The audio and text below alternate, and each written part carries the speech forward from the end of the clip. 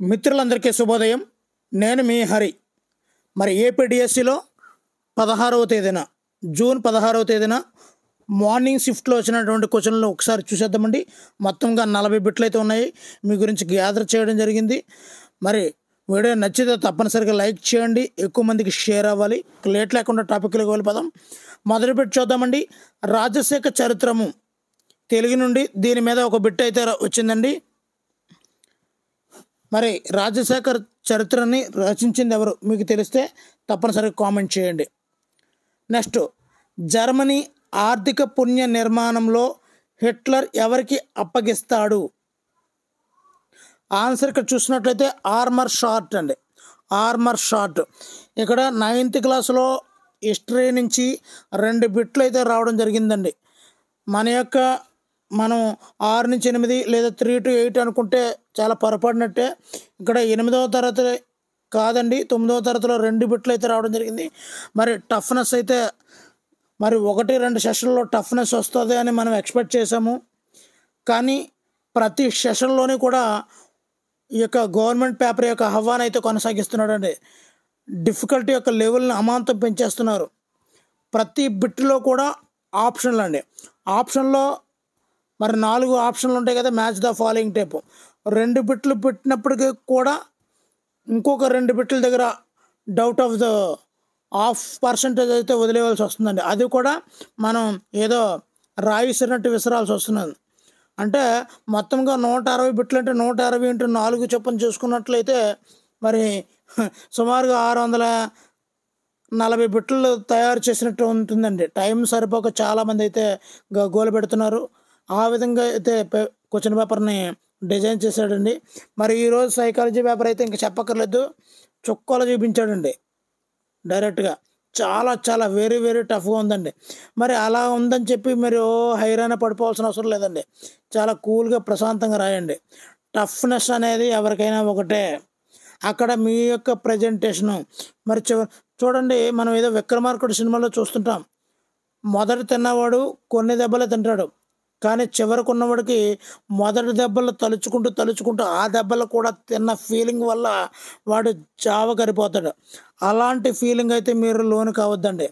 ఎప్పుడు కూడా మీ ధైర్యాన్ని ఎప్పుడు కూడా సడలించకండి.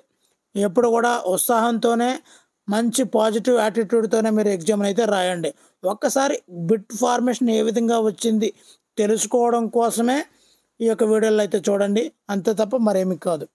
ఓకేనండి. ఏ బిట్లు వస్తాయి అనే కాన్సెప్ట్ లేదు. వాడి దగ్గర పుంకాలు బిట్లు ఉన్నాయండి.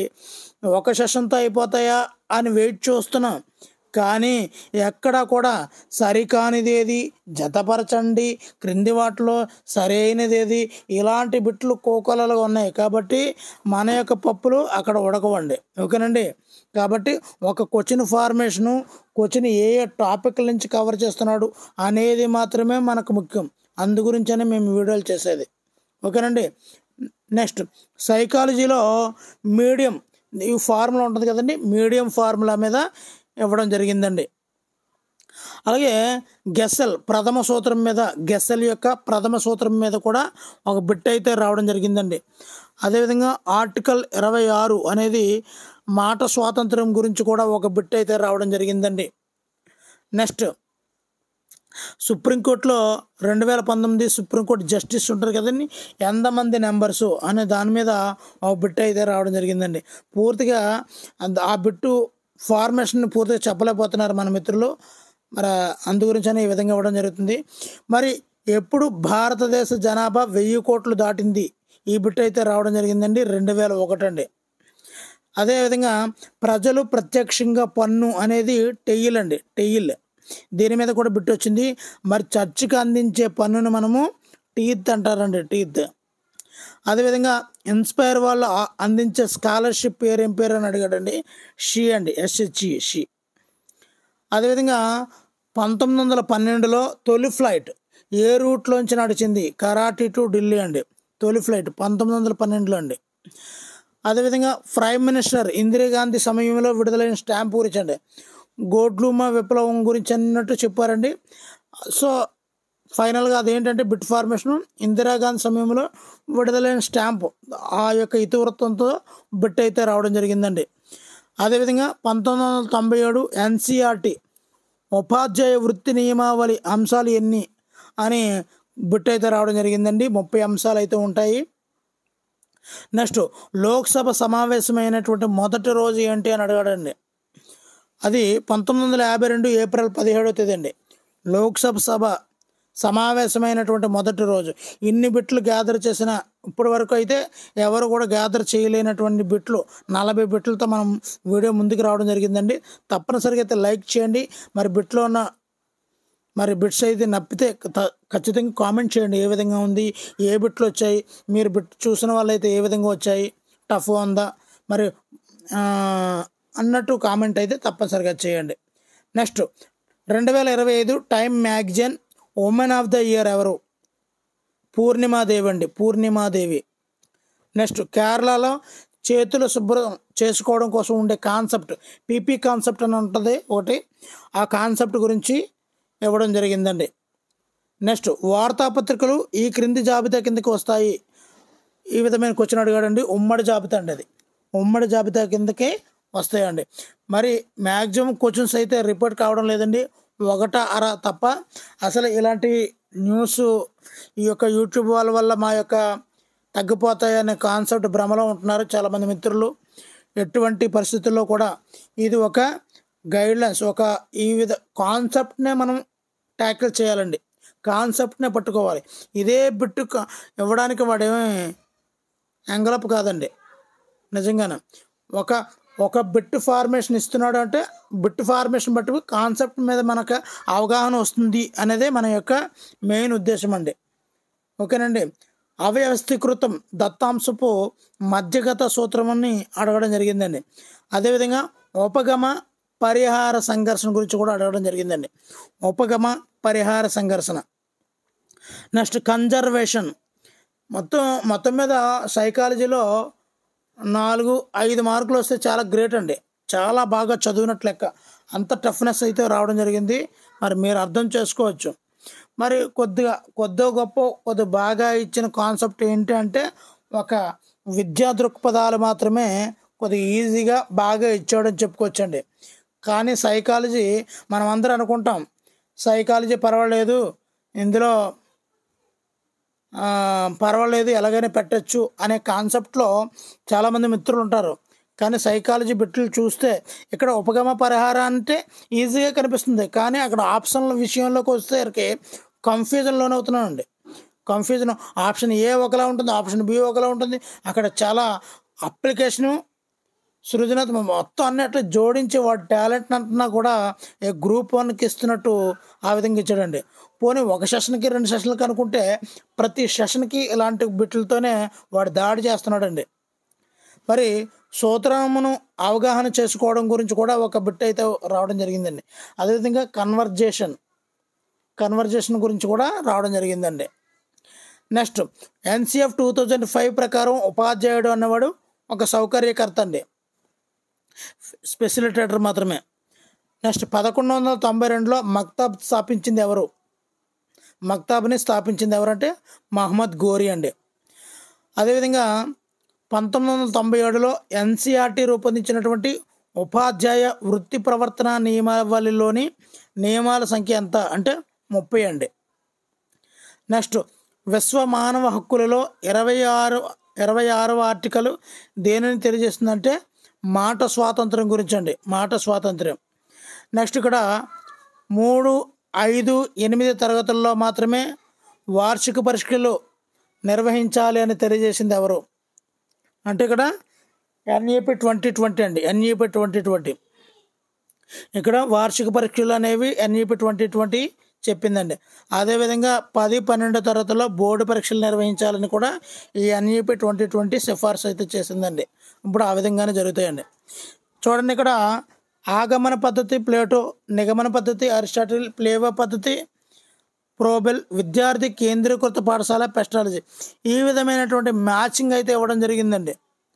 సో కింది వాటిలో సరికానిది ఏది, ఇలాంటి బిట్లు అయితే రావడం జరిగిందండి. నెక్స్ట్ వయోజన విద్య యొక్క ఉద్దేశాలు ఏమిటి? సో ఈ విధంగా ఆప్షన్లు కూడా చూడండి ఏ విధంగా ఉన్నాయో మనం ఇక్కడ అర్థం చేసుకోవచ్చు. ఎంత బాగా పండిపోయాడో. అంటే వయోజన విద్య గురించి తెలిస్తే సరిపోదు, వయోజన విద్య యొక్క ఉద్దేశాలు పూర్తిగా తెలియాలి అనేది మెయిన్ అండి. మనం ఏదో చూసుకుని వయోజన విద్య ఓకే పర్వాలేదు, ఇది పర్వాలేదు కాన్సెప్ట్ మనం ఏమేం చేస్తూ ఉంటాం, పక్కన సైడ్ చేసేస్తాం. వయోజన విద్య అంటే పెద్దవాళ్ళకి విద్య అంతే, సింపుల్గా చూస్తాం, 2-3 ఉద్దేశాలు చూస్తాం, ఓకే వచ్చిందే అని అనుకుంటాం. కానీ ఇక్కడ చూసినట్లయితే వాడి యొక్క కాన్సెప్ట్ డిఫరెంట్గా ఉంటుందండి. అందులో ఒక్కటి ఉద్దేశం కాందైనా మనం ఏబీసీలు సెలెక్ట్ చేసినా, ఏసీ సెలెక్ట్ చేసినా పప్పులో కాలేసినట్టు అండి. మరి ఇన్స్పైర్ దీనిలో వచ్చిన బహుమతి ఏది? దేనిలో ఇస్తారంటే షీలో ఇస్తారు, షీ, SHEEC. నెక్స్ట్ NCPCR మహిళా అధ్యక్షురాలు ఎవరో అని అడిగాడండి.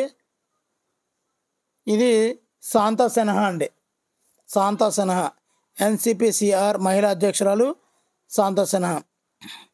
ఇక్కడ మనం చూడండి, ఈ యొక్క విద్యా దృక్పథాలు ఈజీ అన్నాం, కానీ ఇక్కడ విద్యా దృక్పథాల్లో ఒక చిన్న బిట్ని శాంపుల్ చూడండి ఒకసారి. 1986 జాతీయ విద్యా విధానం సూచనలు ఏంటి? Minimum learning levels, common core syllabus, జీవితాంతం విద్యాభ్యాసానికి సార్వత్రిక దూర విద్య వసతి కల్పన. చూడండి ఏ విధంగా ఇచ్చాడో. ఆప్షన్లు కూడా చాలా డిఫరెంట్గా ఉంటాయండి. ఓకేనండి. నెక్స్ట్ 31 చూద్దామండి. విషమ యోజనానికి కారణమైనటువంటి వ్యక్తిగత కారకం ఏది? ఆప్షన్లతో కూడా మీకు ఇక్కడ ప్రజెంట్ చేయడం జరుగుతుందండి. విషమ యోజనానికి కారణమైనటువంటి వ్యక్తిగత కారకం, దీనికి ఆన్సర్ తెలిస్తే తప్పనిసరిగా కామెంట్ అయితే చేయండి. నెక్స్ట్ క్రింది వాటిలో సరికానిది ఏది అంటే రక్షక తంత్రాలు, అహం పరిరక్షణ అనేది సరికానిదండి. మరి ఆప్షన్లు కూడా ఉన్నాయి, వాళ్ళు చెప్పలేకపోయారు అనమాట. ఇదిగోండి ఇక్కడ వస్తుందండి. క్రింది వాటిలో సరికానిది రక్షక తంత్రాలు, అహం పరిరక్షణ, అధ్యాహం వాస్తవ సూత్రం, అచిత్తు ఆనంద సూత్రం, అహం ఆదర్శ సూత్రం. సరికానిది చూడండి ఏ విధంగా ఇచ్చాడో. మరి క్వశ్చన్ ఇప్పటివరకు తక్కువ సమయం ఉంది, సిలబస్ చదవలేకపోతున్నాము, చాలా టఫ్గా ఉంది అని మనం ఫీల్ అయితే వాడి పైతే మన మీద రుబ్బుతున్నాడండి. చూడండి దీన్ని చూస్తే కొన్ని 1-2 పర్వాలేదు, 3-4 ఏదో రాయేసి రాల్సిన పరిస్థితి ఏర్పడుతుందండి. ఇదండి బిట్లు. నెక్స్ట్ ఈ క్రింది వాటిని జతపరచము. ఇది చూడండి మరి పైత్యానికి బ్రాండ్ అంబాసిడర్లో తయారయ్యాడు. సామూహిక కారక సిద్ధాంతం. సామూహిక కారక సిద్ధాంతం అంటే ఎవరండి? దరెస్టన్. బహుకారక సిద్ధాంతం మన ఇవన్నీ కూడా మనం చదువుకున్నాయే, కానీ దీనిలో మ్యాచింగ్ చేయడం అనేది పిచ్చి పరాకాష్ఠకి వెళ్ళిందండి. సో దీనికి సామూహిక కారక సిద్ధాంతం దరెస్టన్, ప్రైమరీ మెంటల్ ఎబిలిటీస్. సో ఈ విధంగా మనం మ్యాచింగ్ చేసుకుంటూ ఉండాలండి. నెక్స్ట్ పొదుపు పద్ధతికి మరో పేరు ఏంటి అని అడిగాడండి. పునరభ్యాసన పద్ధతి అండి. పొదుపు పద్ధతికి గల మరో పేరు పునరభ్యాసన పద్ధతి. ఈ క్వశ్చన్ బిట్టు చూడండి ఒకసారి, వాడు అసలు ఏం ఆలోచిస్తున్నాడో. నిజంగా ఎప్పుడు కూడా ప్రజెంటేషన్ ముఖ్యమండి. క్వశ్చన్ ఏ విధంగా ఉన్నదని తర్వాత ఉంచండి, ప్రజెంటేషన్లో ప్రశాంతంగా ఆలోచించండి, నీకు అన్ని బిట్లకి ఆన్సర్లు దొరుకుతాయండి. ప్రతిభావంతుల యొక్క అభ్యసన అవసరాలను తీర్చే విద్యా కార్యక్రమం ఏది? ప్రతిభావంతుల అభ్యసన అవసరాలను తీర్చే విద్యా కార్యక్రమం. క్రింది వాటిలో సరికానిది చూడండి, ఇక్కడ టెస్ట్లో సరికానిది. సో ఏ టెస్ట్ దేన్నే టెస్ట్ చేస్తుంది, సరికానిది అయితే మ్యాచింగ్ చేయమన్నాడండి. మీకు ఒక అవగాహన కోసం ఈ వీడియో అండి. ఉద్గమ పరిహార సంపూర్ణ, దీని మీద ఏదో బిట్టు రావడం జరిగిందని చెప్పారండి. 11 సంవత్సరాల 11 నెలలు, దీనికి ఆన్సర్ బృహస్పతి అండి. మరి బృహస్పతి యొక్క భ్రమణమా, బృహస్పతి యొక్క పరిభ్రమణమా తెలిస్తే తప్పనిసరిగా అయితే కామెంట్ చేయండి.